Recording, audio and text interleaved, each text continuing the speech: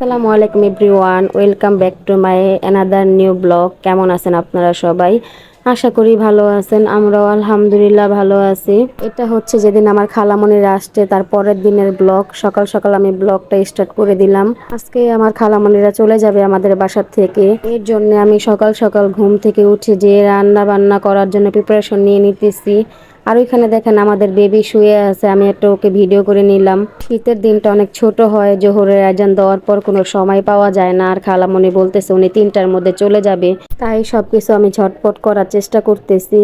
এখানে আমি সকালবেলা ভাজিটা করে নিচ্ছি, আর আমার আম্মুকে বললাম রুটিগুলো বানিয়ে দিতে। আমি রুটিগুলো এখানে ভেজে নিতেছি।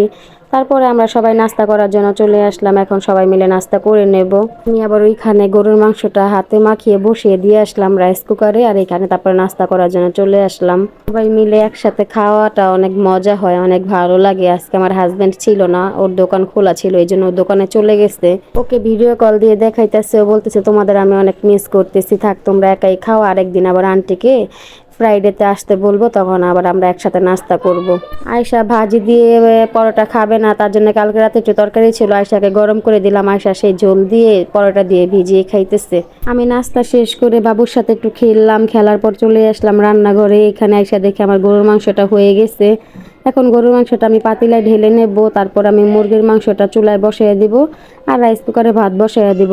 অনেক দেরি হয়ে যাচ্ছে যেহেতু আন্টি চলে যাবে 3টার দিকে। এই তো আমি এখানে এখন মাংসটা সুন্দর করে ধুয়ে নেব। ধোয়ার পর আমি তরকারিটা বসিয়ে দিলাম। এখন তরকারিটা আমি কষিয়ে নেব, মুরগির মাংসে কোনো আলু দেব না, সুন্দর করে একটু কষিয়ে নেব। পুরো রান্নার ভিডিও আজকে করা হচ্ছে না, এখানে রান্না করার ফাঁকে ফাঁকে আমি সবার সাথে কথা বলতেছি, বাবুর সাথে একটু খেলা করতেছি, এই জন্য পুরো রান্নার ভিডিও আর দিতে পারতেছি না আপনাদের। দেখেন আমাদের বাবুকে আজকে গোসল করাই দিছে, বাবু সুন্দর মতো ঘুমাইতেছে মাশাল্লাহ। এখানে আমাদের আয়ান আবার হাসতেছে, এটা হচ্ছে আমার এক বড় আপা, ওনার কোলে বসে আয়ান অনেক খুশি হয়ে গেছে, ও হাসতেছে। সবাই ওর জন্য দোয়া করবেন, আল্লাহ যাতে ওকে ভালো রাখে, সুস্থ রাখে। আমি রান্নাঘরে চলে এসে দেখি এখানে আমার মাংসটা হয়ে যাইতেছে। এখন মাংসটা হওয়ার পর আমি ভাতটাও বসায় দেব। যারা এখন আমার চ্যানেলটা সাবস্ক্রাইব করেননি প্লিজ একটা সাবস্ক্রাইব করে দিবেন, আর যারা সাবস্ক্রাইব করছেন তাদের অসংখ্য ধন্যবাদ। এখানে আমার মাংস রান্নাটাও হয়ে গেল। তারপর আমি ঘরটা গুছিয়ে নিতেছি, ঘর দুয়ার গোছানোর পরে আমরা ভাত খেয়ে নেব। ভাতটাও আমি বসাই দিছি, ভাতটা গরম গরম খেতে মজা লাগে। শীতের দিন তো ভাত বেশিক্ষণ গরম থাকে না, এই জন্য ভাতটা একটু দেরি করে বসিয়ে দিলাম। এখানে আন্টি আবার বলতেছে যে একটু রং চা করে দিও। আমার ভাইয়ের বউ বলতেছে আমারও গলাটা একটু ব্যথা করে, আপু একটু রং চা করে দিয়েন। আমি আবার এখানে রং চা করতেছি আর একটু ওয়েদার দেখতেছি। মিষ্টি মিষ্টি রোদটা অনেক ভালোই লাগে শীতের দিনে। পরে আমি চাটা বসিয়ে দিলাম, এখানে চাটা রান্না করতেছি আমি আন্টির জন্য আর আমার ভাইয়ের বউর জন্য। চাটা রান্না করার পর আমি ওদের দিয়ে দেবো, আর এখানে আমার ভাতটাও হয়ে গেতেছে। আর এখানে আমরা সবাই গল্প করতেছি এক এক করে। চায়ের কালারটা অনেক সুন্দর আসছে, চাটা খেয়ে অনেক মজাও লাগছে। আমি আবার বলতেছি আমার ভাইয়ের বউকে তোমার তো গলা ব্যথা, এই জন্য তোমাকে একটু বেশি করে দিতেছি চা। ও বলতেছে আচ্ছা আপু দেন, ভালো লাগতেছে। এখানে আমাদের বাবু ঘুমের থেকে উঠে গেছে, আমি আবার ওকে একটু ভিডিও করতেছি। ও এখানে হাত পা নাড়িয়ে খেলতেছে, আর আয়সা ওকে কি যেন করতেছে। তো এখানে ভাতটাও হয়ে গেছে, তরকারিও হয়ে গেছে, 2 পদের তরকারি রান্না করছি, বেশি কিছু রান্না করি নাই।